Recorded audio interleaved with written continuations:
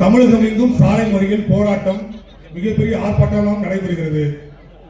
அதற்காக நமது கழக முன்னோடிகள் கழக பொறுப்பாளர்கள் எல்லாம் சிறை செல்கிறார்கள். அன்றைக்கு இருந்த மத்திய அமைச்சராக இருந்த அண்ணன் முரசொலி மாறவர்களும் டி.ஆர். பாலவர்களுமே அதில் கைது செய்யப்படுகின்றனர். அடுத்து இந்த இயக்கத்தினுடைய அடுத்த கட்ட நடவடிக்கை என்ன என்பதை பத்திரிகையாளர் நண்பர்களும் கடைக்கோடி தொழிலாளர்களும் எதிர்பார்த்துக் கொண்டிருக்கிறார்கள். கழகத்தினுடைய அடுத்த அறிவிப்பு என்ன, நாம் என்ன செய்ய போகிறோம் என்று.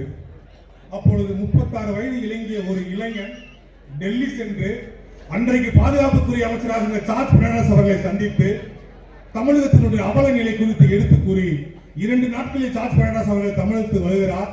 தமிழகத்துக்கு வந்த பிறகு தலைவர் கலைஞர் அவர்களை சிறையிலே சந்திக்கிறார். சந்தித்த பின்பு தலைவர் கலைஞர்களை விடுதலை செய்யப்பட்டு வருகிறார். விடுதலை செய்யப்பட்ட பின்பு தலைவர் கலைஞர் அவர்கள் அந்த இளைஞரை கூப்பிடுகிறார். கூப்பிட்டதுக்கு பின்புதான் அந்த 36 வயது இளைஞர் மீது தன் 36 வயது இளைஞரின் தோள்களை அந்த தலைவர் கலைஞர் அவர்கள் பற்றிக் கொள்கிறார். அந்த 36 வயது இளைஞன் வேறு யாரும் இல்லை, இந்த மண்ணில்